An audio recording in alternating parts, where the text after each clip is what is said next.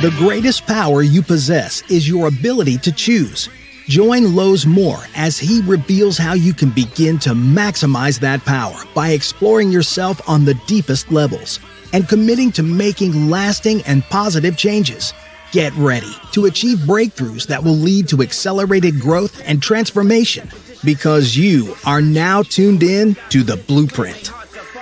Why the actions contradict the lamb. I'm fellowshipping when I'm with the fam. That's more relations, that's foreign and foreign.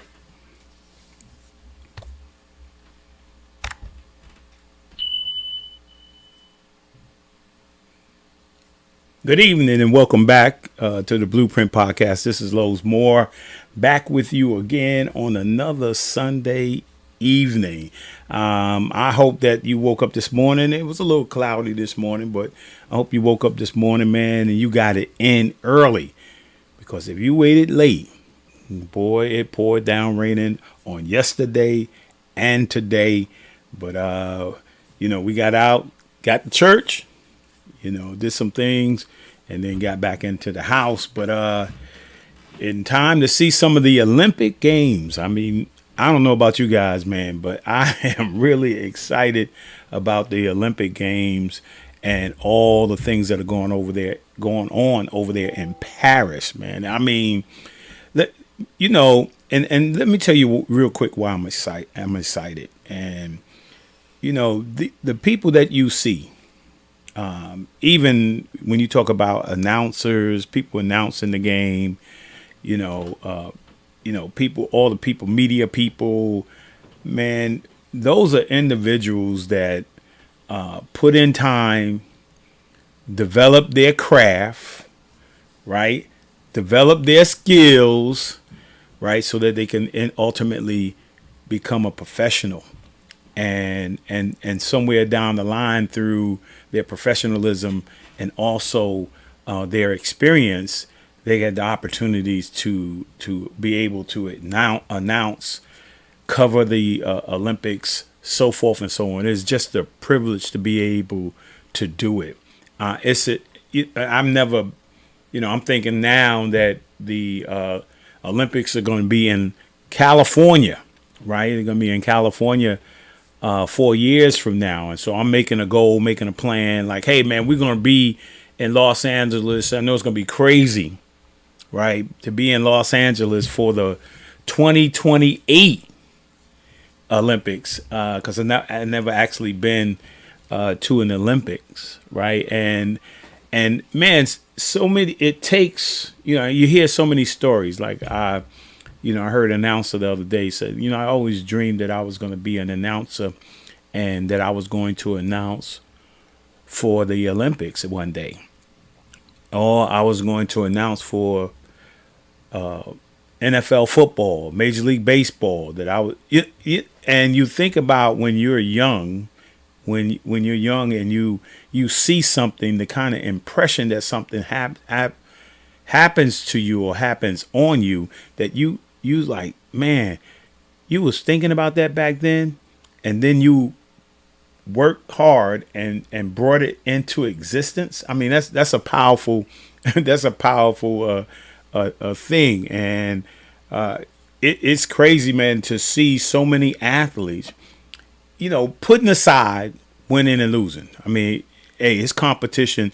Somebody gonna win, somebody's gonna lose, right? But putting that aside, right? Let's think about for a moment all the people that you're watching, whether they are shooting a gun, doing archery, rowing a boat, diving, gymnastics, basketball. I was watching badminton the other day and thinking how amazing. That's not the way I play badminton. I mean, that's, I hadn't played badminton or table tennis. That's not how I play table tennis. I mean, these people are hitting that ball 100 miles an hour. I mean, you think about the basketball players, both male and female. You think about the track athletes and gymnasts. Man, just think about the kind of time and energy and dedication that it takes for someone, right, to make their Olympic team for their country. And every time I watch it, right, I like basketball, of course. I like swimming, I like track.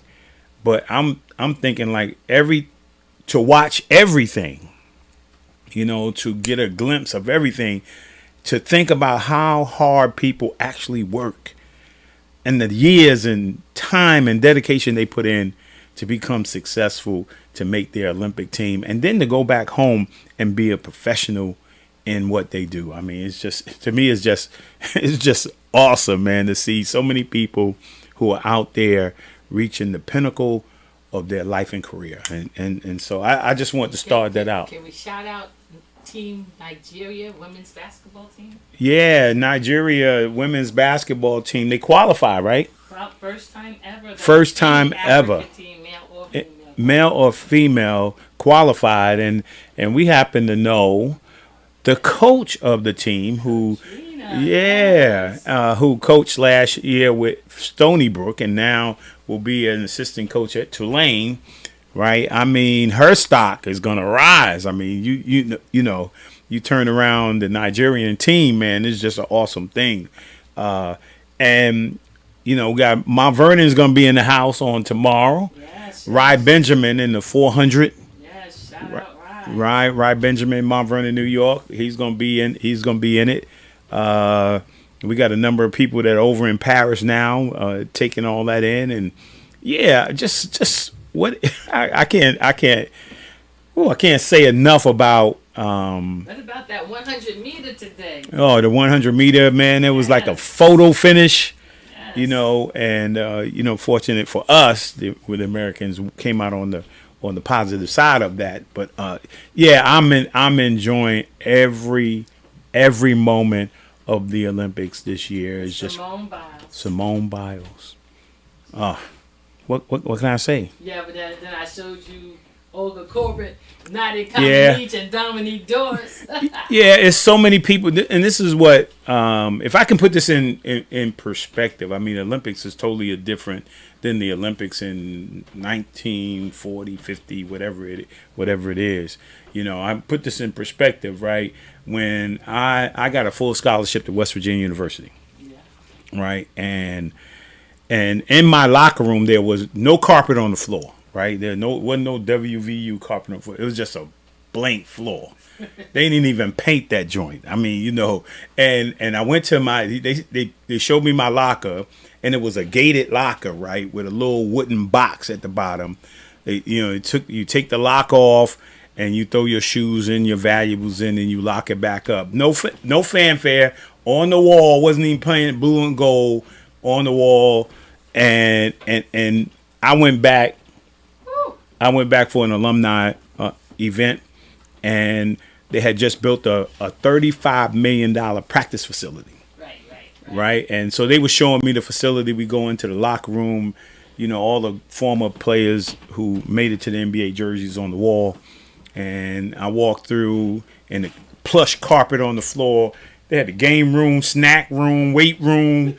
I mean, you can go in there and get drinks, and they had water therapy, right? Yeah, they had water therapy. I mean, it was crazy. So then I go in the locker room, and in the locker area, they had a recliner in front of their locker, right? And they had these fancy lockers, and they had a hologram of the player that was he's sitting in front of seeing a hologram and a television right next to it. And I was like, what?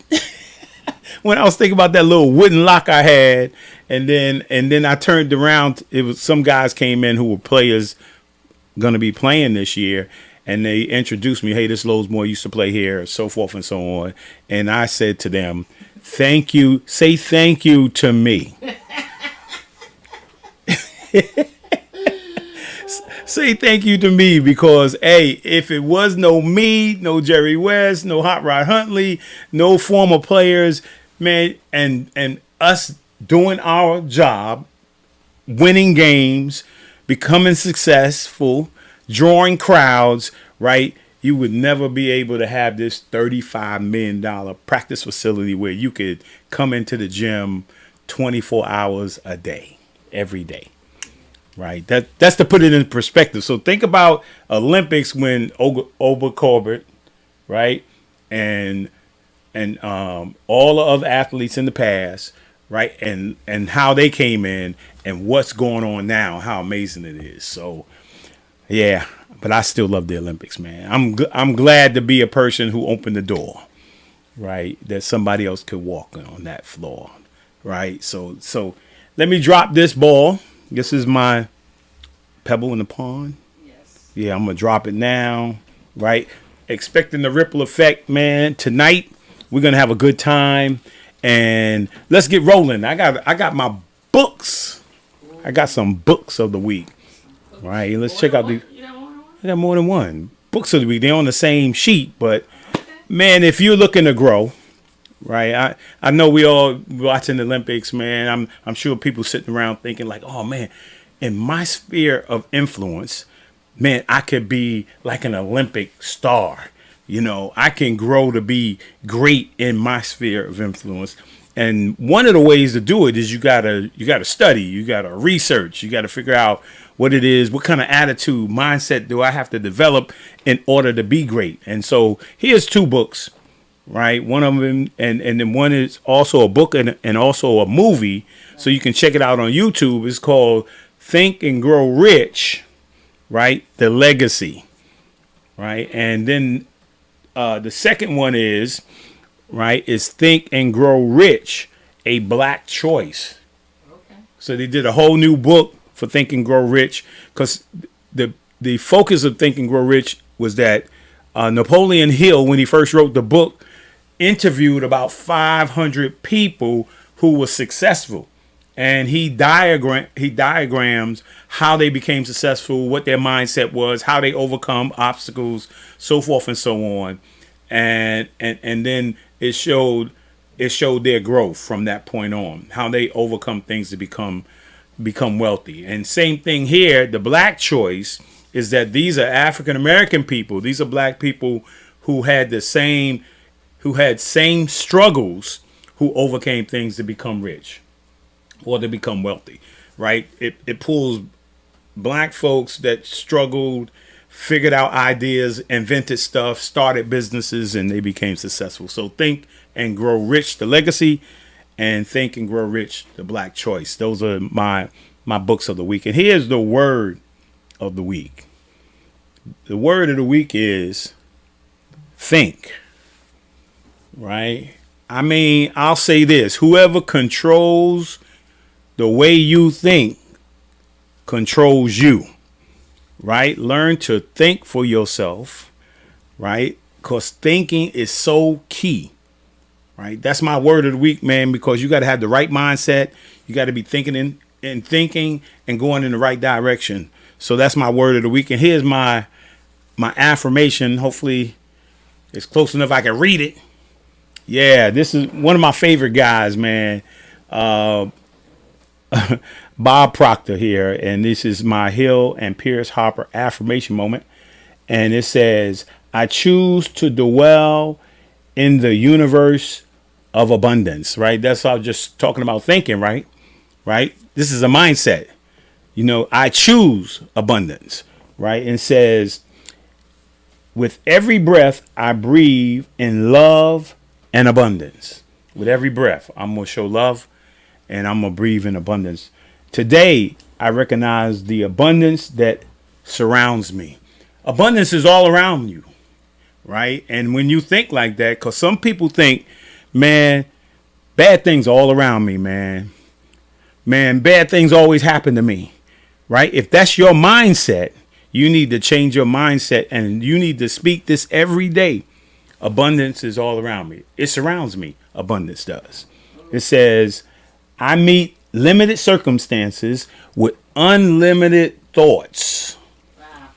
Right? I like that. It says, as I focus on abundance, my fear of not having enough recedes. I like that. Say that again. As I focus on abundance, my fear of having not having enough recedes. It means it retracts, right? And then I'm thinking abundance, and it will come in. It says, my true self is a magnet for good, right? I draw good. Nice. I draw good people. I draw good things, right? And then here's the final one. What I appreciate appreciates. Say that again. What I appreciate appreciates. Ooh, that's good. Right? Whatever I appreciate is going to grow. Yes. Right? I like that. So that's my affirmation quote moment. And then here's my music and movie of the week. Some telling me I can probably guess this one. Nah, Lecrae. Yeah. Stop the Music. And the other one, Do I Believe? Do I Still Believe? Right? And then a movie that's coming out, I'm projecting now. A movie that's coming out, The Forge. I'm looking forward to seeing it.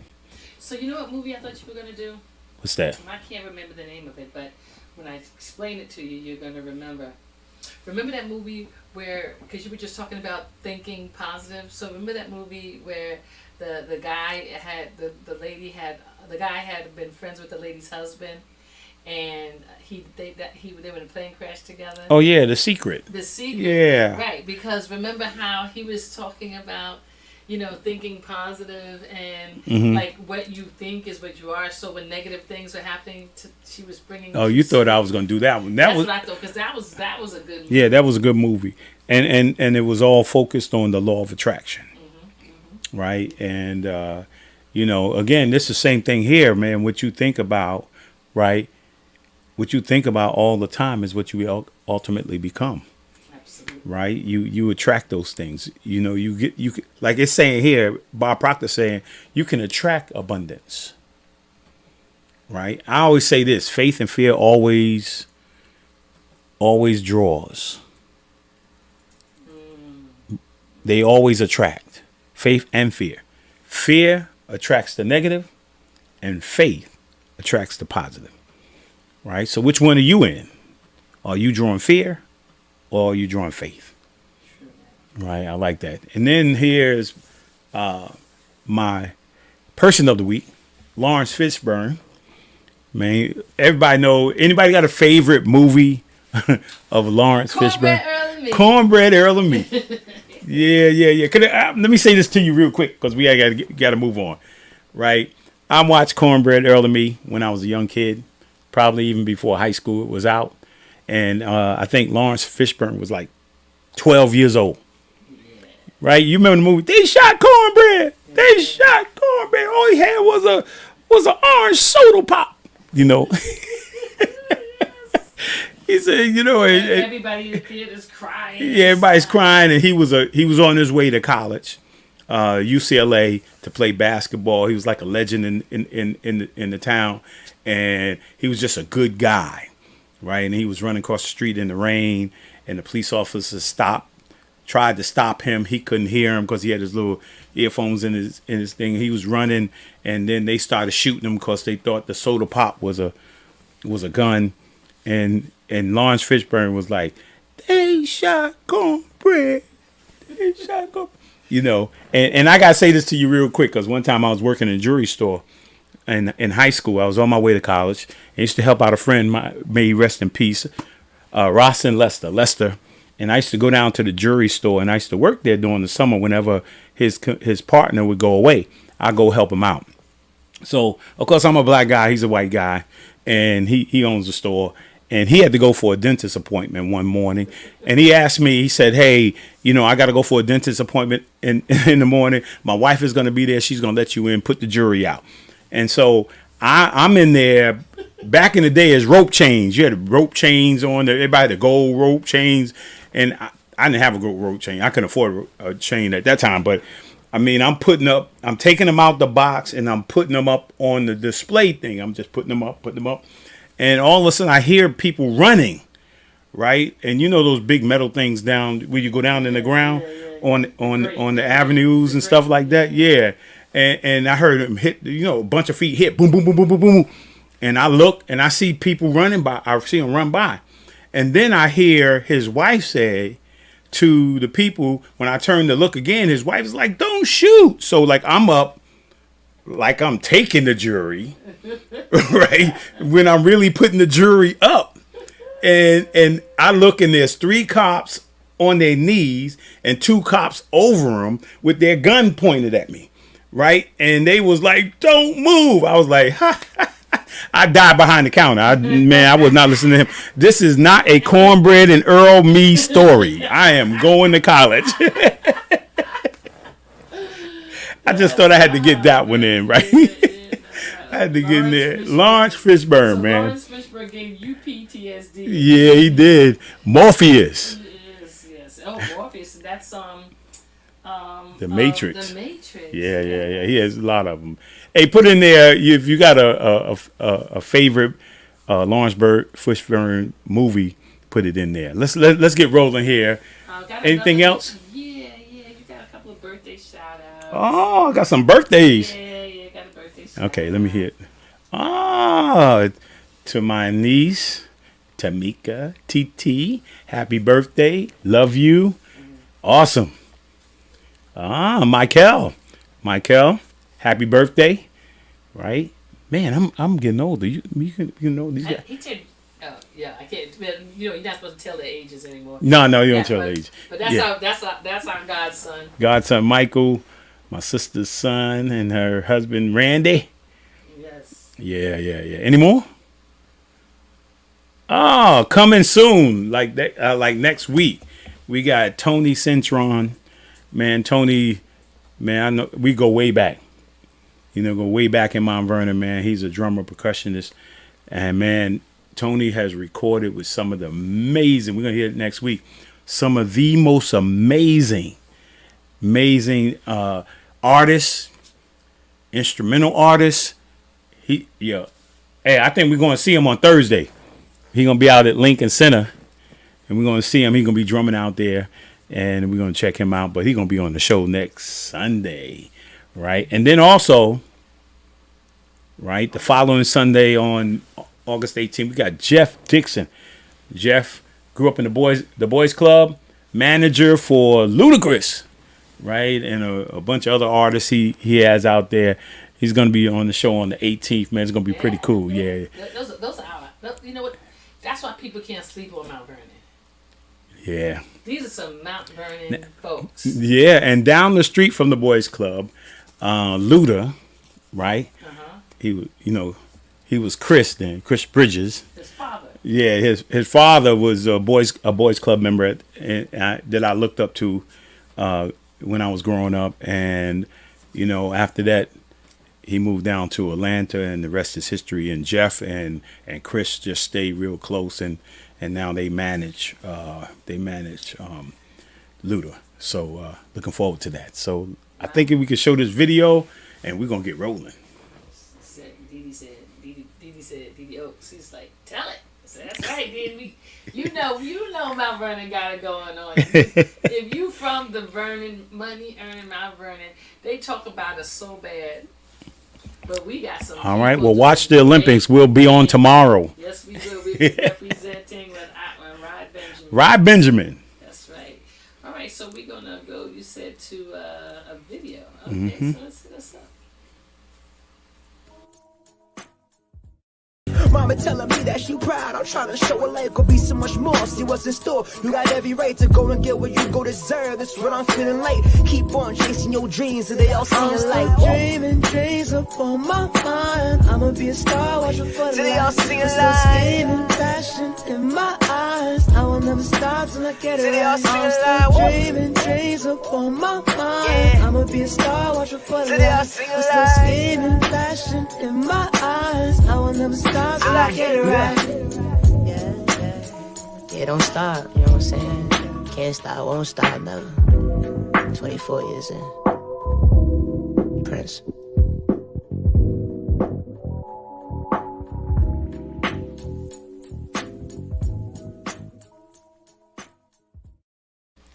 All right, we got Amir, we got Prince. What's going on? What's up, man? Great song choice. I love the show.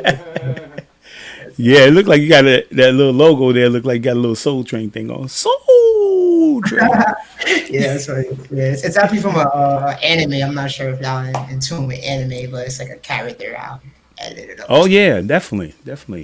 I gotta introduce you to Amir. You right? Jameer. Jameer. Yes, You exactly. Amir. He's Jameer. Yes. Jamir. Okay, Right? that's cool. Yeah. He's in college right now. Going to be a senior, right? Going to be senior down in North Carolina. Mhm. And like yourself, we were talking, man. He wanted to be a ball player. Since I mean, earlier we were talking about being a ball player. He wanted to be a ball player, and I mean he was okay, you know. And finally, I think he just realized, like, hey, man, I need to just go to school. I need to work hard, right? And he went on to school doing his thing, and ended up being the president of the student government Oh, as wow, a sophomore, that's beautiful. right? And then right after that, man, he created a video game, Oh, that's dope. right? So now he created this video game. I had him on the podcast, and he was doing probably about what 25,000. Yeah, I think he probably doing now what 2 3 years later. Probably I was talking to him at the reunion. Mm-hmm. Somebody said he got like 30 40 workers. I mean, doing crazy things financially. He's got like 8 games now. That's huge. Yeah. What was the first game called, if you remember or recall? Man, I don't remember. Nah, but that's really dope. Yeah, yeah. So hey, today you got opportunities. Mm-hmm, You know, 100%. yeah, yeah. So, and let me say to the audience, like Amir, the Prince. I call him the Prince. You know, we go way back. He was a little guy in Yeah, that's Emmanuel how. Pentecostal Faith Temple, where my wife and I we were elders at the time, members of the church as well. His mom, his mom and them were members, of the Church of Emmanuel. And Mhm. growing up, man, Amir wasn't the most talkative guy, man. And Changed a little bit. yeah, yeah, and I used to always ask the kid, "Hey, man, what do you want to be when you grow up, man? What do you want to do, man? What's going on?" And of course, young people at that particular time didn't do a whole lot of talking, right? So, but talk a little bit about right that experience, that time growing up. As a young kid, your mom. Talk about family. Talking about growing up at that time. Talking about some of the things your mom was, stressing to you in regards to faith and in regards to the importance of education at that particular time. Talk a little bit about how you felt, because sometimes we don't know what young people feel, until later on in life. Mm. They like 30. They're like, man, I don't even know why you were taking me to the church. I don't know why you was doing this. So talk about that experience and how you think it benefited you. Yeah. Yeah. So if you guys heard him earlier, I also grew up in Mount Vernon as well. I'm a Bronx and Mount Vernon baby is what I call it. But I was uptown in Mount Vernon. Went to Emmanuel as well. Spent a good chunk of my life there. My mom definitely stressed, me going to church, which is fine. Do have that relationship with God thanks to her. So, I thank her for, at least instilling that in me, as much as she could, until I'm older and I got things to do. But I always make sure to keep my relationship with God regardless, in regards to that. And even education too. My mom stressed me going to college. I wanted to go to college regardless. It was something I genuinely wanted to do. And I ended up going to SUNY Albany, upstate. Leaving the city and going up to Albany for the 4 years I was up there. But it definitely changed me. For I think in a good way. Definitely it helped me grow. I definitely was a little more quiet back then. Once I was comfortable with you, I was super talkative, but I was a little shelled in, definitely as a kid or when I was younger. So um, me just being able to have that time for myself once I branched out, I was able to grow more into the person I am today and, learn who I was and, like you said earlier, thinking for myself.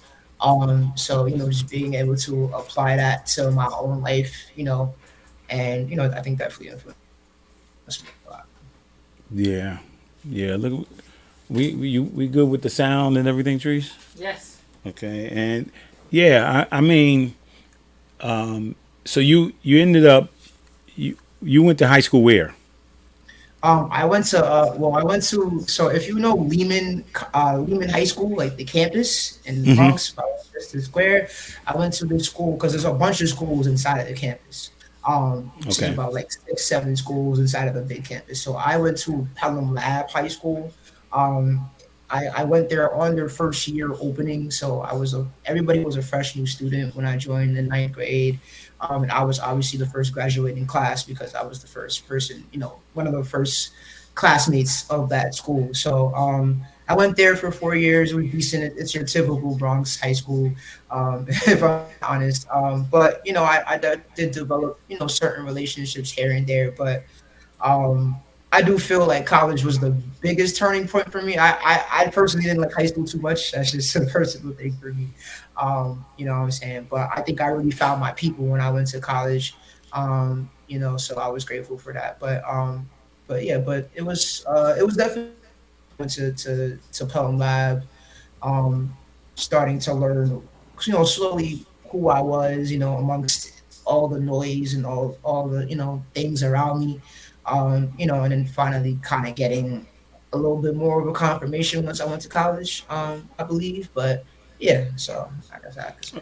And you said confirmation. What was the confirmation, and as you Um, went to college?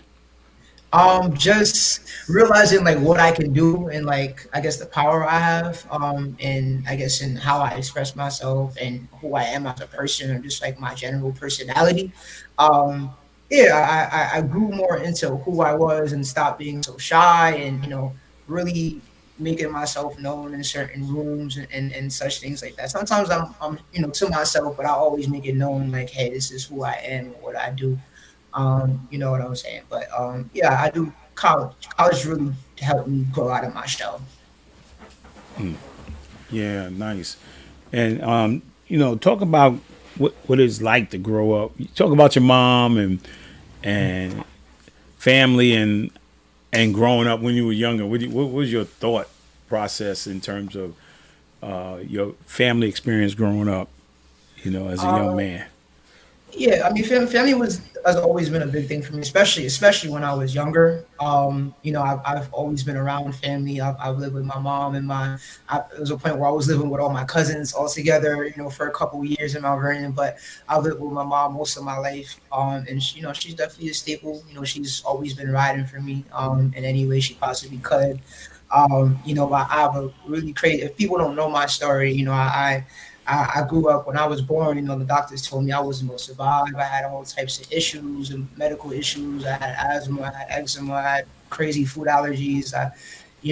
So it was just a lot going on with me. I used to have seizures as a baby. So I've come from a lot. So my mom takes a lot of pride in that, and thanks God on the regular on for my life. So my family is always here to support me in my endeavors, and I definitely appreciate it. And it's definitely influenced me and shown me I have a support system. So I'm very grateful to that, grateful to God for the family that I have. And they still continue to stick by me today. So I'm very Yeah. grateful. And so when you going through that process, like growing up and start thinking, when did you start thinking about college, and when you would thinking about higher education, and what were you thinking about? Did you have an idea about what it is that you wanted to do? As you were growing up, like I was saying to you earlier, Yeah. yeah, I wanted to play basketball. So, then I wanted to, if I couldn't play basketball, I wanted to get into art. Right. If Yes. I couldn't play basketball, I wanted to be an artist. So talk about that. What were you thinking about? Because people ask you, I'm sure, growing up, elementary school, middle school, hey, what do you want to be? What are you going to do when you get out of school? Those things. Yeah, so it's really funny. So I wanted to go the basketball route myself, at least when I was younger. Like I want to say like early high school. I thought I had it. I tried out for the team. I played for my middle school team, and I tried out for the high school team. Didn't make it, but I got dabbled here and there. I was like a point guard, shooting guard, but I guess I didn't have the right IQ for point guard. I was a decent shooting guard, and I had good promise, good speed, good defense, but it wasn't all there for me. But so I didn't know how much that was going to take me anywhere. But I started thinking about college around 11th, 12th grade, I believe. I started taking some college classes at Hostos Community College. They gave high Mm. school students the opportunity to take like a college class for one part of the year. So I got that opportunity. I signed up and I started taking a sociology class for the first time. I've never heard of sociology, knew what that was.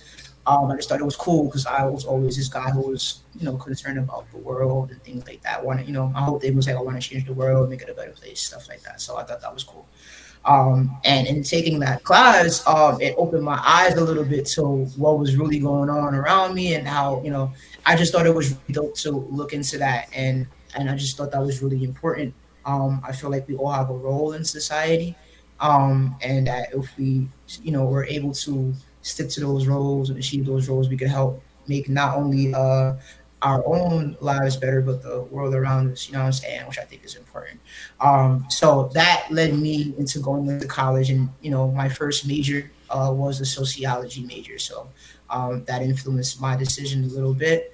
Um, and I had a few college choices. I wanted to go. I actually wanted to go to St. John's. That was like my first choice. I got accepted, but yeah, they were asking for a little too much money that we just did not have.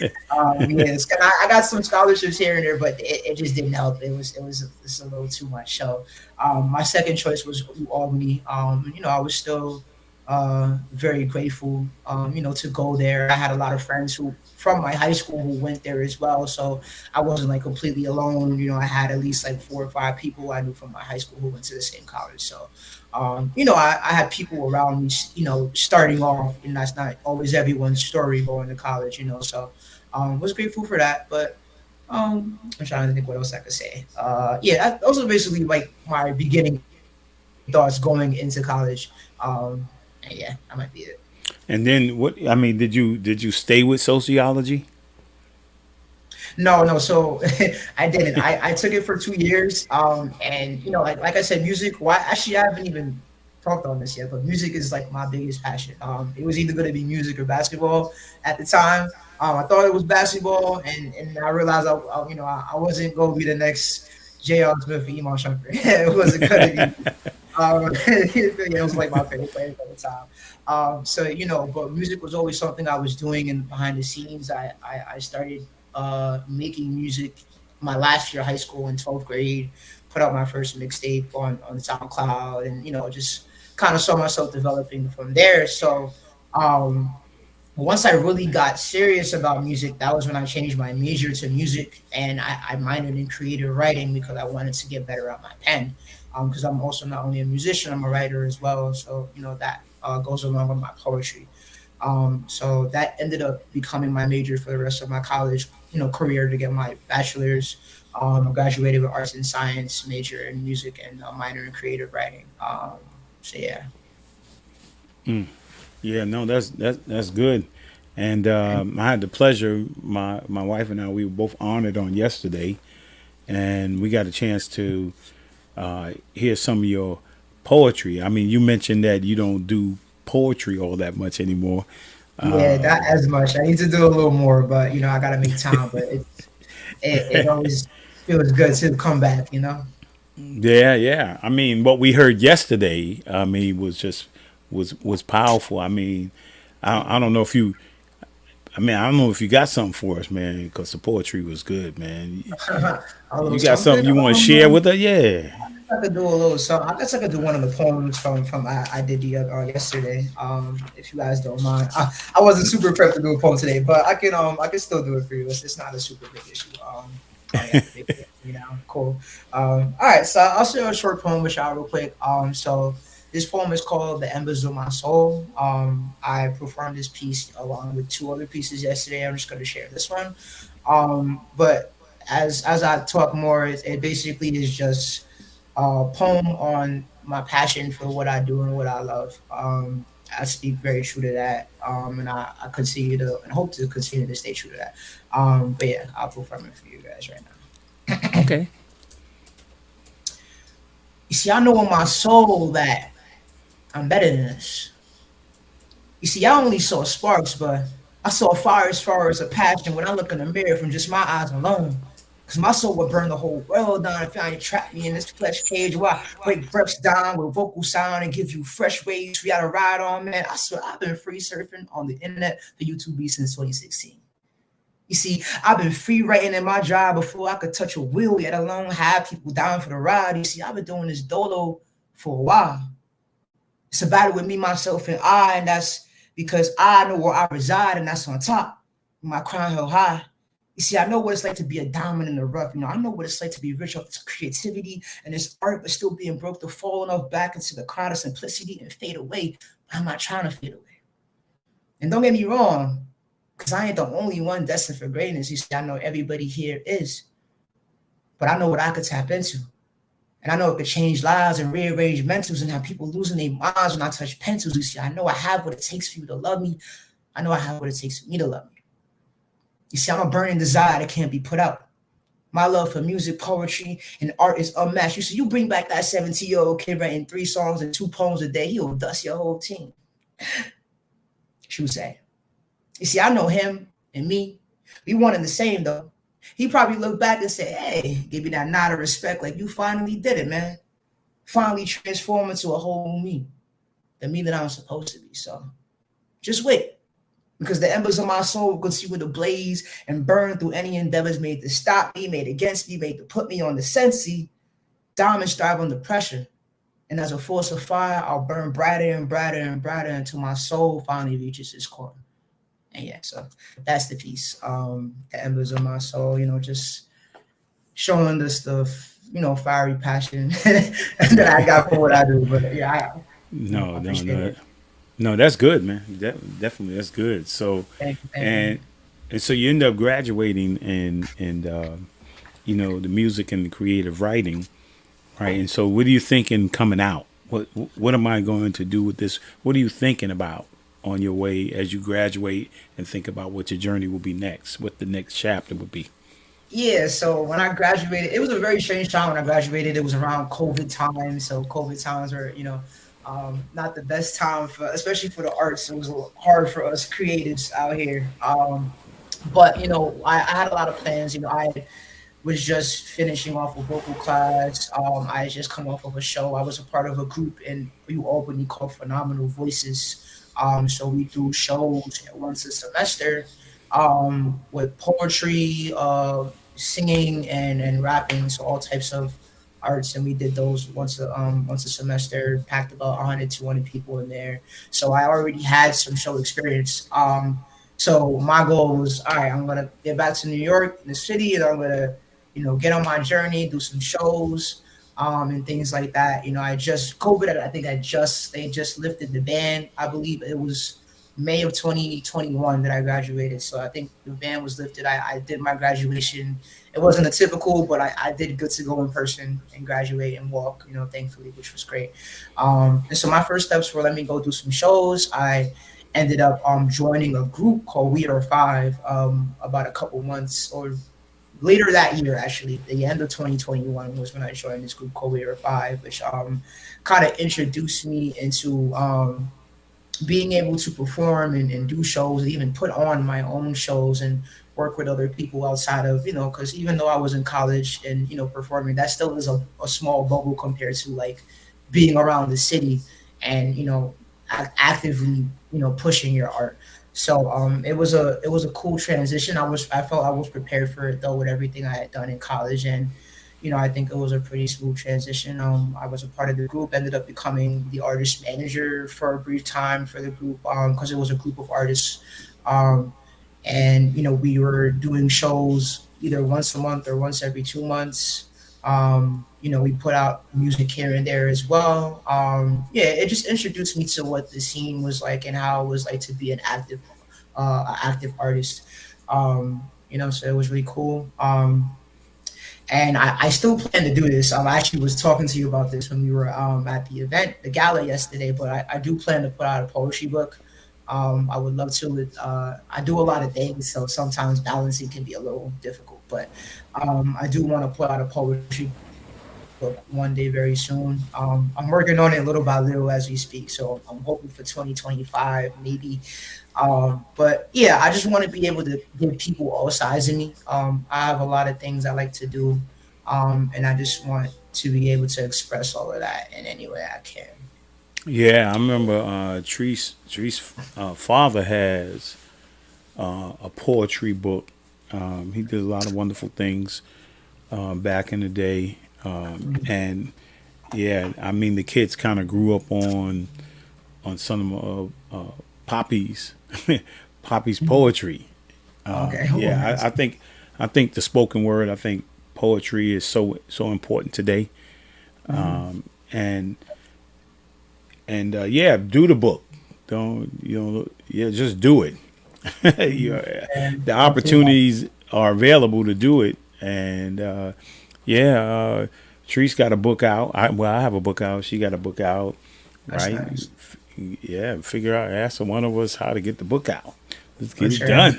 We'll have a conversation after this for sure about definitely. But yeah, it's something that I feel is very important to me. I have friends as well who are authors and who have written poetry books. So it's funny because I dabble in both. So my poet friends will see me doing the music and doing the show. They be like, "Hey man, you're doing great, but where the poetry at? Like where the spoken word?" And I'm like, I know, I got to get back on. So, yeah, it's just a good reminder that, to um, show love to everything you do. And, poetry is definitely a big love for me. And, I want to still express myself in that way. So I definitely plan on getting that done. Yeah. So why Prince inspiration? Great question. Okay, so I mean, Prince, what drove you to that way. that? Yeah, I've had this name since I was like 13, which is funny, but people didn't call me it like back then. But I created the name when I was 13. It was just a little username on a little social media account. But Prince, my name Amir means prince. It means prince or leader or royalty. So that's where I got Prince from, and the inspiration thing kind of came from I enjoy really helping people. I enjoy inspiring people.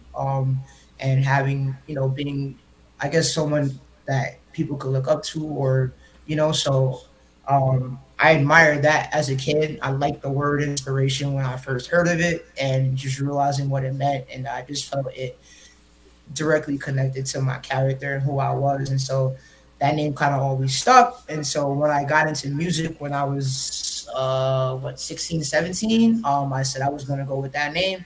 And it hasn't changed. It's been altered and added on. I have a bunch of names and alter egos and stuff, but Prince Inspiration is something that's always been true to who I am. Even about a decade later since I made the name, it's still who I am. So just being, I guess, a leader and of being who I am. And, I like I always say, I make music and art to inspire myself in hopes that it inspires others.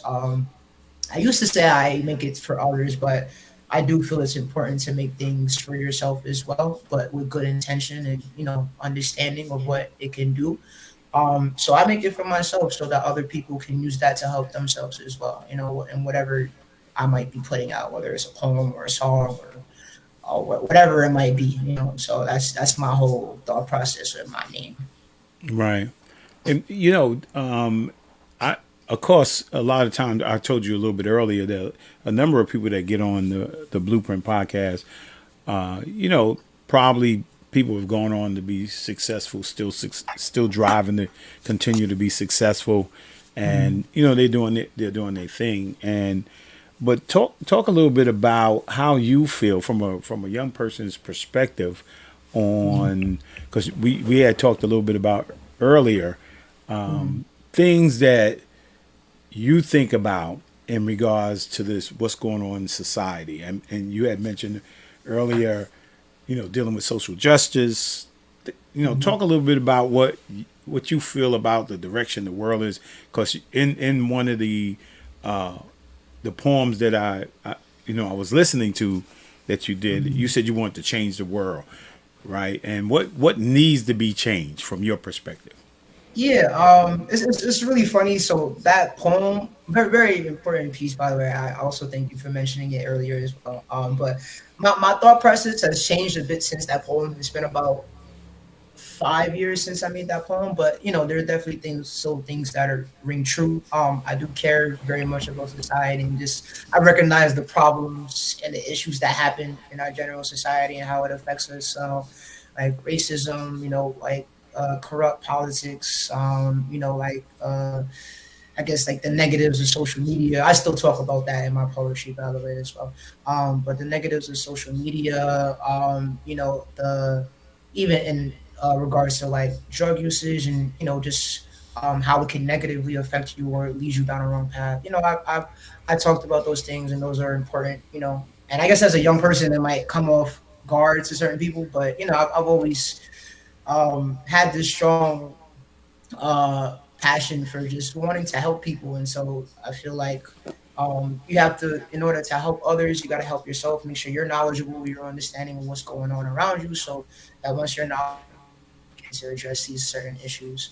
Um, I'm trying to think, but yeah, that kind of was my thought process with that, and it still rings true. I do deeply care about our people. A lot of it was speaking on our people as in Black people, being an African American in America, and what that really means, and the problems we face or the choices we face. Like you mentioned the line earlier about the basketball line. In the sense of how I feel like sometimes our people, or at least Black men in general, like we're put into like two categories if nothing else works out. It's either like basketball or we go pick up a mic. And not to say like I felt like I only had two choices. I do music and arts because I it's generally my passion above everything. But some Black men feel like that's their only way out. And so it's just like it was a poem just me addressing like there's other ways, you can still be yourself and flourish and thrive and whatever you might want to do. You don't have to be, you don't have to settle. You don't have to listen to what society might say is even what's painted, because even what's painted in social media is like most of our people, we either doing entertainment or we doing sports. And at least in the limelight, because that's definitely not always the truth. There are people are everywhere. But at least what's painted in in the media is that most of our people just do that. So it was just kind of addressing little things like that, and yeah, it goes on and on. I can go on forever. And if you when you think about your peers today and the direction that they may be going in, and I'm not talking about just when I want to be a broader perspective of peers, not not necessarily those who are close to you, because Okay. you kind of know what your peers close to you are thinking. You're probably thinking some of the similar things, but overall, when you look at your peer group, Yeah. I mean, you feel like they're, and I don't want to paint with a broad brush because, are they going in? Are you happy with the direction Oh, that that they're going in. that you see young people going in? Generation. Yeah, this generation. Do you see? Are you happy with it in the direction that they're going? Do you think everybody is getting a fair share, or is it the society that's not giving them opportunities, or they're not taking advantage of those opportunities given? It might be a bit of both. I will say from when I was doing that poem, I did kind of have a little like not anti-society, but on some like I was disappointed in it. Like you were talking about how I said like I hate my generation back then. Um, I don't really feel that way anymore. I do think our generation, there are parts where like we need to work on and we need to listen and like educate ourselves. But I do feel like at least my generation, like early 20s, like just young adults right now. I do feel like we're doing a pretty good job in regards to keeping ourselves, and like we're the new adults now. You know what I'm saying? So I do feel we do pretty well in that area. I see a lot of our people out here, even in the sense of like fighting for what's right. Like during the riots, the during 2020, because that was a crazy year. I saw people my age out at the riots and out, for the walks, just trying to really make a difference and things like that. I saw young people speaking out for good causes and trying to make sure our people are treated okay. I know plenty of people who are actual activists who are my age or younger than me. So I see both sides now, which is why I can't say I hate this generation anymore. I just feel like I don't resonate with that thought anymore. But I obviously do feel like on the other side, there's the side of my people who of my generation who really understand what's going on around them. But there are also just another side that needs to be educated and just enlightened on what's going on around them and how they can either change it or how they can even like change themselves because they might be a product of the society that they're in. Not everybody realizes that until they're older or until they're super old. What like they become a product of their environment. So it's just little things like that I feel like our generation could learn and grow from. But other than that, I feel like our generation is doing the best they can, at least for what it's been given. We've been through a couple crazy historical events in the past decade, so you know, for sure. For sure. So I think we're doing decently. Is what I would say. Yeah, I mean, you just really want the best for, because sometimes you can, when we look at what's being shown to us, the messaging that we see, whether it be on radio, television, images that we see, particularly of young black males, females, in regards to teen pregnancy, drug abuse, all those things, gang violence, Yeah. all those kinds of things seem to be what we see a lot of, but it may not necessarily be as prevalent as we think. Yeah, that's what I agree with. Yeah, I think it's definitely something that exists. It's something that's a truth, and it's something a truth, a truth for many. But I don't think it's as prevalent as people realize. I do feel like there are a good portion of my generation who are leading the right path or making a new path for even the younger generation. And I am the what is it, Gen Z or Gen, I forgot the generation after that, but the iPad kids, quote unquote. But just trying to make a better path for them as well. So I like I said, I do think it's half and half. Yeah, yeah. I mean, Trish, you got a question? I know you got a question over you thinking. Oh, for this amazing young man, first of all, I have to say, my level of being proud of him went over like it jumped out the window. Like when he was up there yesterday, I felt like his mom was videotaping and I was videotaping. And I was like, yo, it's really, I probably got her in my video and she probably got me in hers. When they're like our children, and you see them growing up, and he and Keji and Christine and Aaron, of course, Aaron's my other baby, and his brother. I would have to say, you are, a cousin, a brother, and you're an inspiration. But it's one thing for us as adults to hear you speaking like this, and we go, wow, he's such a nice young man. What do other young people say when they're around you? Do they feel that same level of inspiration? Do they look up to you? Do they, or do they challenge your thoughts and your views?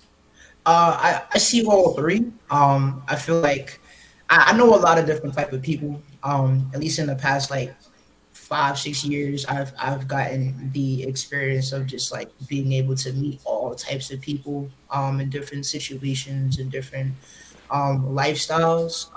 So I've seen all three. I've seen people on my level who will understand where I'm coming from and my thought process and how I live. I've seen people who are, I'm looking up to, like, wow, like, you have something really beautiful going on for yourself, and I like the way you think. And I also know people who, might be quote unquote under me and might, not understand, like, sorry, where I'm coming from in certain areas, or, just might not resonate with what I'm talking about yet.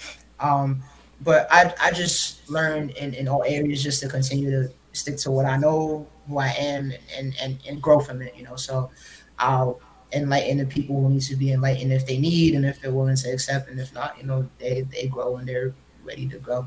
I don't force anything on anybody. I'm not even a super big preachy guy, to be honest. It's really mostly in the art, but when the conversations do, you know, arise, I definitely mention some of the things, I mentioned.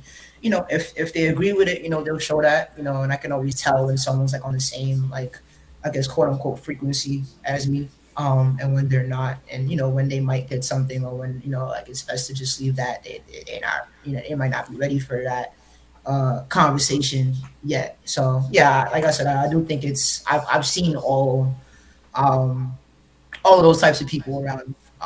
So I just move accordingly, I guess is what I was saying. Yeah. And it was interesting, being in the world, whether it be business, at what we consider higher levels of career opportunities. Every level that you get to, there's always challenges, there's always tests. Mm-hmm. And one of the things I can tell you, as a former professional athlete, I mean, and someone holding, who grew up in faith, right? And then it was kind of a little bit easier for me in regards to faith and athletics, because whether I was a Christian or not, I'm still going to get paid. Mm-hmm. You know what I'm saying? I didn't have to act a certain way to get paid. All I do is play basketball. Mm-hmm. And then I think about some other friends of mine, like Denzel Washington, who whose father was a preacher. Growing up, his father was a preacher, and Mm-hmm. his mother a faith person, and doing in the business he's in, where sometimes you have to act like you know Mm-hmm. Yeah. you have to play parts that Mm-hmm. maybe not appealing to somebody who's in faith.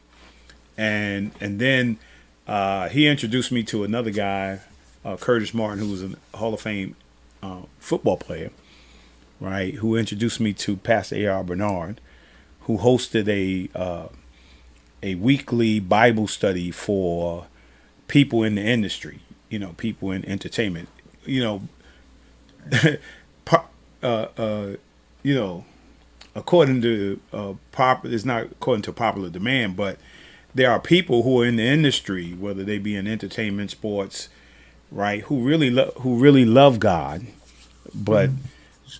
sometimes we don't like the business that they're in.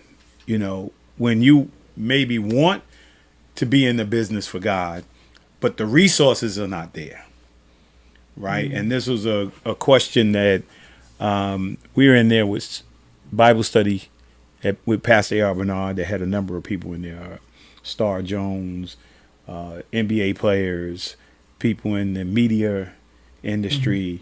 I think it was Michelle from Destiny's Child, Oh, uh, yes. Nia Long. I mean, it was a lot of different entertainers in there Mm-hmm. because they're in a business that doesn't necessarily project God, Yeah, I understand. right? But that's how they make their living, right? That's how they make their living. But yet they were there at the Bible study trying to learn more about God, right? Mm-hmm. And And and he was so good because he didn't cast judgment on them. He gave them everything they needed to know about who the Lord was and understanding who they were, at some point, what He was giving them would cause them to make a decision about their lives. Because I think, if I'm not mistaken, before DMX died, he had DMX come over to his church Yeah, and share DMX, a word. Jadakiss. I mean, Mace, was it Mace? I think Mace. Mace, Jadakiss, all them. You know, star. What's the other young rapper? Young lady. But it was a lot of people in Foxy there. Brown. Foxy That's Brown, the yeah. So we're in this room where everybody who they believe God, they I think they love God, but the the nature of their career was not projecting, God, and they were battling with it, right? They were battling with it. You ever find yourself like, as you're in this industry, right, and you're trying to inspire people, right? Do you feel some of that? Yeah, I can definitely attest to that. I do, and so I've had a conflict definitely. But what I've learned over the years, is it's about the intention I feel, and what you're putting that energy towards. So in what I do, obviously not everything is faith based, God based, which I understand that. However, I do make it a note and a very big thing for me to keep my relationship with God as strong as possible, in going into different realms and going into the industry, because it can get crazy. You gotta make sure you have, you have that foundation, let God be that foundation. Um, I've had the conflict, but I recognize it, especially in everything I do. I DJ parties, I do all types of, all types of stuff in the industry. So I just feel like, as long as you come back to God, I feel like that is the most important thing, and what you're redirecting that energy, whether you're doing your performance or everything. At the end of the day, like, this is because of God that I'm here. So you're always making sure you're grateful to God for these opportunities, because if I wouldn't even be in this position, DMX wouldn't be in that position, or Jadakiss or whatever big entertainer wouldn't be in that position without God as well. So I think they recognize that, and that's why they made that decision to go to Bible study, or to want to have that stronger relationship with Him, as to give thanks and be grateful, and to continue to elevate themselves, and through God as well, and might even have a bigger elevation, with that recognition of, God is the reason I'm here, so I need to, have a little more of a relationship with Him, or be more in tune, at least, to the best of your ability. But But yeah, but you attend a very powerfully connected church these days, right? yeah, Your pastor is all over the world, representing a lot of people, and and he cultivates gifts. He's 100%. a gift cultivator, and I've always loved that about him, seeing the vision and the light in the eyes of the young people and the members, and he cultivates that. And so that's and I know he's really busy and he's all over the world, but I know that he also has people that are there to kind of guide those dreams and those visions. And I used to tell people all the time that there are some people that are visionaries, right? And they vision things. And you have some people, I call them dictionaries, right? They talk about it, And then there's some people that are actionaries. They take the vision and the talking and they do something with it. And I say Apostle is all three. He's a visionary. He can talk. He can see it, talk about it, and he actually does it. But he also sets it up so that his members do it. So you're under a good. You have a foundation, and then you have a direction. That you can really go in with the love that they have for their membership. Yeah, also it's challenging too, because regardless, I like to say it like this: regardless of whether the entertainment, right, is faith based or non-faith based, right, there's still a temptation in it. I mean, I'm seeing people who are in an industry that's not faith based, right down the road, make a a totally different change. And I've seen people who are faith based make a totally different change, That's true. right? The tests and challenges are still there, regardless of whether you're in a faith based situation or not a faith based situation, right? It's just, like you say, sometimes I'm in these spheres of influence, right? And I'm doing my thing inside of it. Like I was doing my thing inside that. But I believe like I was able to help a lot of people, right, who was doing crazy stuff. You, Hmm. you know what I'm saying? And if I wasn't there or somebody else who had that strong foundation in faith, right, to encourage them, could have taken bad turns.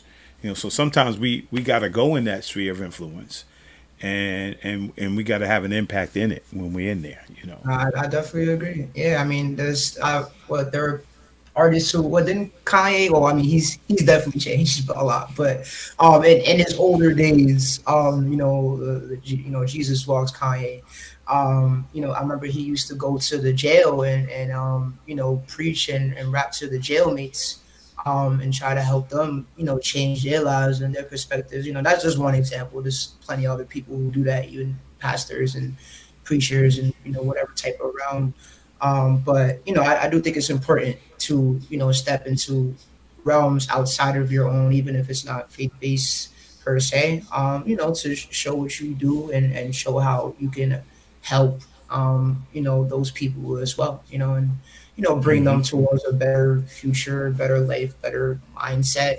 Any little thing that can help their situation a little bit. So I definitely agree. That's a important thing. Career wise, what are you doing now? Right now, I'm trying to be a full time artist entertainer. Obviously, I have side jobs on the side. I do maintenance at the moment. But I'm really leading up to becoming like a full mogul. Like I said, I'm an artist. I DJ as well. I just started DJing in March, but it's been picking up a lot since March. So I'm very grateful and just want to see where that journey takes me. And I'm grateful for God for that picking up. I want to be able to put out the book. So I just want to be able to have all my talents and push them to a point where, I'm having multiple forms of income, on a financial side, that's important, so I can grow.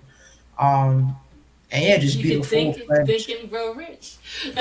Yeah, Think and Grow. My wife, she said Think and Grow Rich. Exactly, exactly. Yeah, Yeah, that was my book, Think and Grow Rich. Yeah. yeah, I gotta read that one for sure. But yeah, just trying to elevate myself to be the best like possible artist I can be. Because once I'm able to get to the point where I want to, I know I'll be sitting really really nice, comfortably.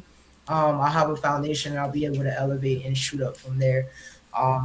So yeah, that's where I'm going right now. It takes time, it isn't an overnight process. It doesn't happen like that. You have to put the work in, you have to put the effort in, you got to make smart moves. And so that I'm just in that process right now. But I've been growing little by little, and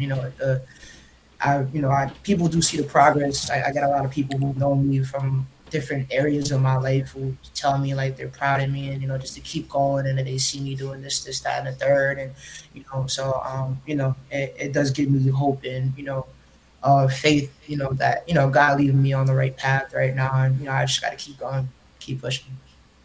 Yeah, yeah. No, no. Man, that's good. Yeah, I'm excited. So you got the book.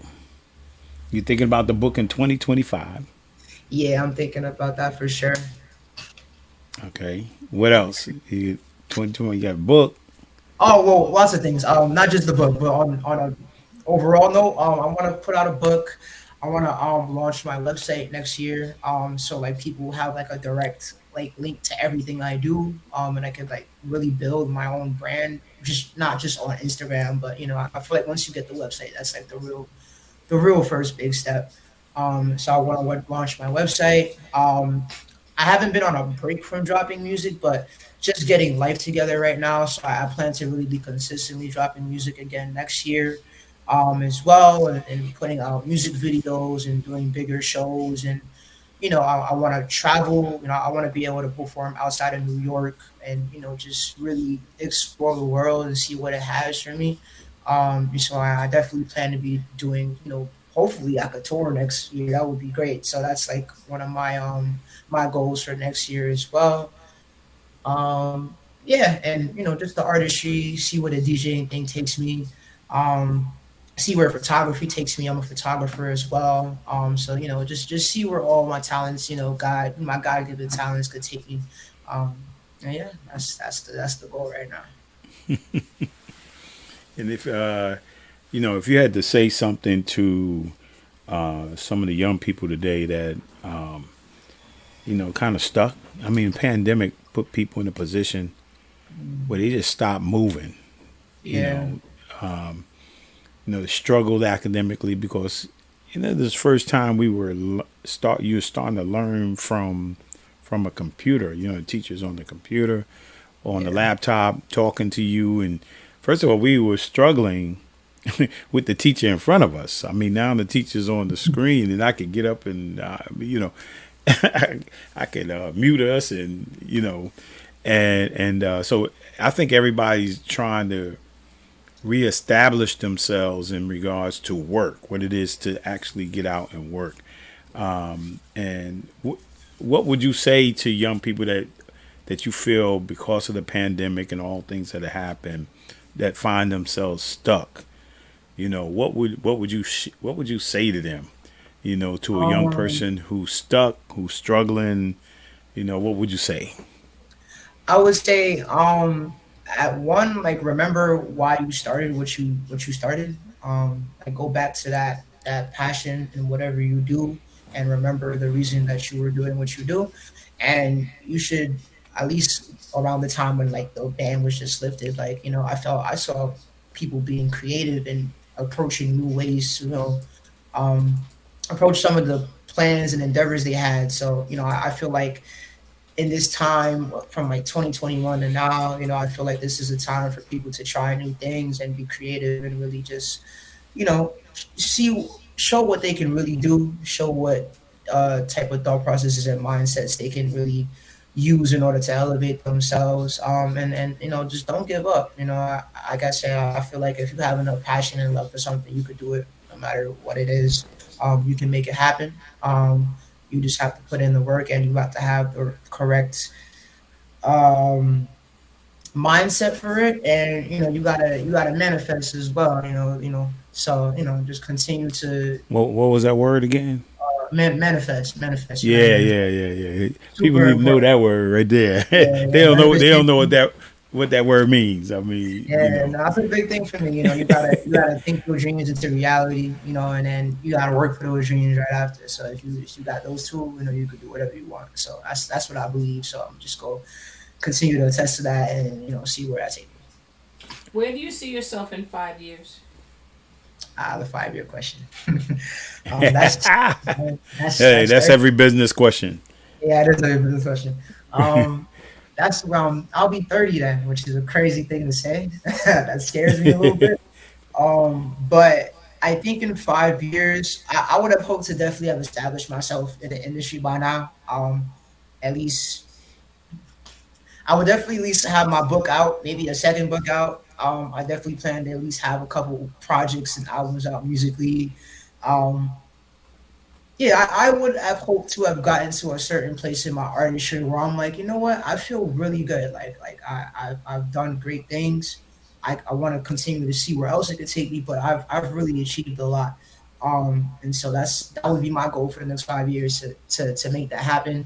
Um, I want to be able to uh buy my mama a house, apartment, whatever she want. You know what I'm saying? I want to be able to do that. And have my own place as well. But I want to be able to, have a place for my mom and my family. And just give back. Yeah, that's what I see myself. I just wanna. I see myself in a much bigger place as an artist and creator, and I see myself being able to provide for my family and even myself a lot more. But yeah. What do you think about when you think about the this entertainment music industry? What's your thoughts on the industry itself in regards to your ability to grow faster? right? Your ability to get more opportunities as an African American male in this business opportunity. Well, I feel like in the industry, I have a love and hate relationship with it. I feel like it can get very saturated, at times, and at least on the surface, I feel like everything under it is really where the gems are, and we're trying to push the gems up. But on the surface, everything is very saturated, and sometimes it doesn't feel like we even have like a place to fit in the industry sometimes. But I don't agree with that. I feel like there's a way. There's a place for all of us. What do they say? Like there's only room for a certain amount of people at the top. I disagree with that. I feel like there's Yeah. plenty of space for for a lot I of like us to that. be up there at the top. You know what I'm saying? So it's just about how we move and moving together. I talk about this with my people just about like even like a New York City thing. I feel like a lot of our people, like at least New York City based people, um, we always trying to jump on top of each other. Like if I can't let you make it because if you make it, then I can't make it. But that's not the case. So I just want people to know that like we all can make it. We all could get to where we want to be. In regards to the industry, it's possible. We can make our own lanes. You don't have to go to a certain lane that somebody else did. Um, and yeah, we could create our own resources for ourselves. That's what I feel. So I think you could finesse the industry, quote unquote. You can, Yeah. is what I feel like you can achieve if you really, think All smart. right. Smart. I think Monica just said something that I thought was so important. She said, well, she said, so I'm proud, so proud. Thank you. Oh, May thank all you. I just see it your in the goals and comments. dreams. I Yeah, appreciate you. and I don't that word right there. Why? Why? Remember your why. And that's what he said when he Yeah. started talking. He Yeah, said, Yeah. "Why did you get into it?" yeah. Why did you get into it?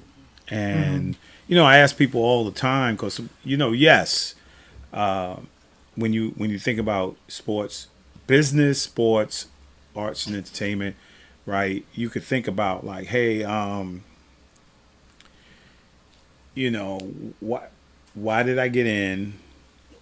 And also what three things? What God gave me this gift, right? I got this Mm-hmm. gift.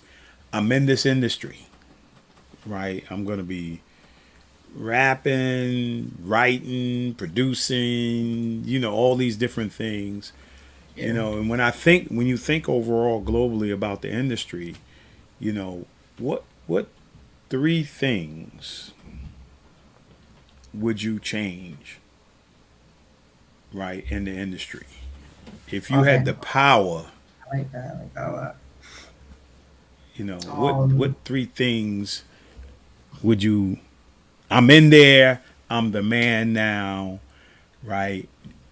What three things would you help change? um, let me see. All right, I'm gonna go step by step. Let me see if I could get it all together. But the one thing I definitely think I would change is just like the narrative of like what's popular, what's real talent, what's real skill, what's I guess what is quote unquote. I'm gonna speak on a music sense, but what's quote unquote good music. I feel like good music, especially with substance, and not that everything has to have substance. I like all types of music. I'm a DJ, but I do feel that certain music is only pushed up to like the mainstream light because of the messages. Like if you look at the mainstream music, everything is all negative, low frequency music, and and like I said, I'm a DJ, so I dabble in whatever, but I feel like there needs to be space for these other um, subgenres of music and things like that are very important that are actually taking off, but they're not pushing to the limelight, and you could easily be doing so.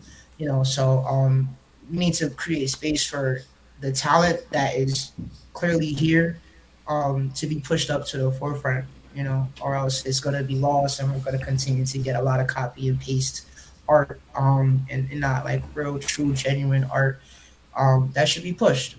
So I would change just how what's pushed in the media and the music. I think everything could be pushed if we really pushed it correctly. But it's not pushed correctly. So That's one thing. A second thing I would change. I'm trying to think. This is a really good question. I like that question a lot. I might have to come back to you on that. I'm not going. I might have to really sit and think about that one. But that first one, I do really believe is true. I feel that there's so much. In my experience of doing shows, I've only been doing shows in the city for 2.5 years now, but I've just seen so much talent and just like unbelievable things, and it just blows my mind that these people are um, basically little to not known at all, living with their parents, and like it just don't make no sense to me. You should be up there, at the BET Awards right now, Mm. delivering your art, so it gives me a passion to really push, the real culture, quote unquote.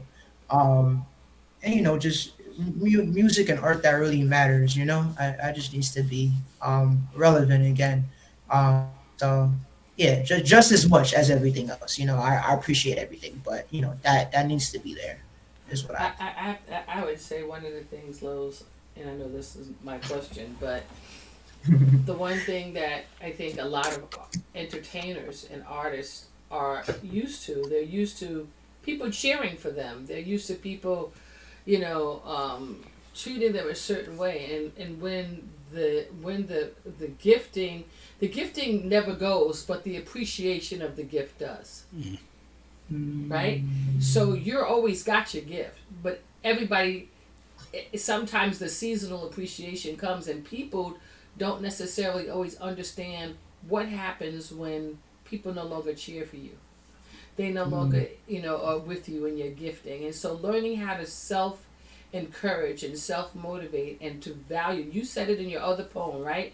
Knowing your worth the other day, right? Yeah. You actually had and maybe those can close. I don't know if you still have that, but you talked about knowing what your worth is. And if you can internalize the value of your worth, regardless of whether people cheer for you, Or you will not, always yeah. be successful because you won't be basing who you are on other people's opinion of you. Possession. Yeah, I Yeah. agree with that wholeheartedly. Yeah, I love that actually. Yeah, I do agree with that. And in the industry, you face that a lot.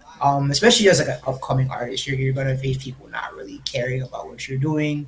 They might boo you. They might, whatever the case may be. So, I think these past few years I've grown a thick skin, in order to stay true to me and like know my worth regardless if someone's cheering me on or if literally no one in the room is paying attention, or if I'm promoting myself and this post gets 100 whatever, and then this post that I put my work into gets no attention at all, just continuing to be me. So yeah, I definitely agree with that sentiment.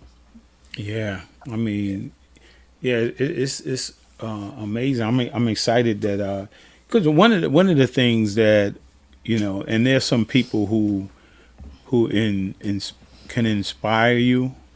The documentary on Tyler Perry. I don't know if you've seen the documentary on Tyler Perry. No, I haven't seen it, but interesting. Where I think his what's his name's mama's baby boy. It's on. I think it may be on Netflix or one of those. Okay. And you see how he comes. How he comes out of doing his little show, little plays and stuff like that, into this multi-billion-dollar industry that he's created. Now, one of the things that's a very powerful thing, but it's an island, right? And that's what happened like in things on like Black Wall Street as you start to grow as a community, you know, and you're building as a community and everybody's building wealth, right? Because we all have different gifts. Learning to collaborate, knowing that there's enough resources. You said it's enough resources, Yeah, right? fair, And but it's enough limelight for everybody if we learn how to pull our resources, 100%. Yeah, I right? agree. Yeah, and then how to build business. I think the real thing is, if we close here, is an understanding. There is. I remember when Sherelle was talking about what she was going to do when she graduated from high school or she was going to college. So she wanted to be a physical therapist. And I had knee surgery, and I went in and I was talking to the guy. My daughter wants to be a physical therapist. So he said, "Oh, have her come by." Right. And so I brought her by, and he said, "Yeah, go be a physical therapist, get your degree, your master's degree in physical therapist, but minor in business." Right. And he said, because so many people, right, can be a physical therapist, but they don't know how to manage business. Yeah, it's true. Right. So if you're in this industry, part of this industry is entrepreneurship, is business development. How does business and economic development work? How do I build business? At the end of the day, you're going to be a great artist, right? But at the end of the day, if you can't build wealth, it don't mean nothing. That's true. Right. And so that's the thing that has killed folks all along. Guys making hundreds of millions of dollars in their basketball careers or their acting careers. And at the end of the day, they broke. Right. They die broke. Right. So business and entertainment, the gift and entertainment and finances go together. So as you growing in the industry, understand the business side of it. The negotiations, the contracts, all those kind of things like that. Yeah. Yeah, so. I've definitely touched base with it here. I've learned a little bit, definitely through. Oh, I see a comment. It's not 100%. Yeah, I've definitely dabbled, and I've had some times where I've had to, learn firsthand. Because I really do wish I took business in college. That was one class I was like, dang, I really should have took some classes. But I've learned from experience, at least like dealing with contracts with doing shows and just like, learning not to take any and every opportunity, because they might do you wrong, or they might be trying to use you, your art, so I definitely see the scams and here and there, and what might not be trustworthy, and what might actually be a genuine opportunity for you to develop yourself. And so yeah, I'm still learning here and there, but that's 100% true. If you don't know this business, you will get turned out. It's not gonna be good. So, yeah. So Amir, I want to say thank you, man. Appreciate you for coming on, popping on with me, man. Great discussion tonight. Yeah, definitely gonna help. You're gonna help a lot of people, man. We're expecting the ripple effect of this. Keep up the good work. If we can be helpful to you, don't hesitate to reach out. All right. I appreciate you guys. Yeah. So hold on for a second. I'm gonna close out. Got it. So again, I want to say thank you for your support of the Blueprint Podcast each and every week, man. I love you guys, man. This is awesome. Tune in next week, man, as Tony Centron, who's a drummer and percussionist, is going to be on, man. He got some real gifts. And if you're not doing anything on, I think it's 6:30 at Lincoln Center, he's going to be out there playing for an amazing artist out there. I think it's like 6:30 at Lincoln Center. And then following him, Jeff Dixon, manager of Ludacris, a longtime friend and manager of Ludacris, will be on. We'll discuss his life and his journey. And so I love you guys, man. I look forward to seeing you next week. God bless you, man. And I say each and every week, if you wake up tomorrow, make tomorrow your masterpiece. God bless you, and I'll talk to you soon. Thank you. We really hope you enjoyed this episode of Lowe's More, the Blueprint Podcast. Stay connected and follow us at our website, www.lowesmore.com. That's LOWESMOORE.com. You can also join the discussion on Twitter at Lowe's More and on Facebook at Lowe's More Jr. As always, thank you for pushing your mindset towards a better reality. This concludes the most thought-provoking portion of your day. Don't forget to like and subscribe to this podcast to stay fully up to date with everything we're up to. Until next time, be kind to yourself and each other. What they teaching is a joke. I ain't buying it like I'm broke. Insufficient funds for insignificant.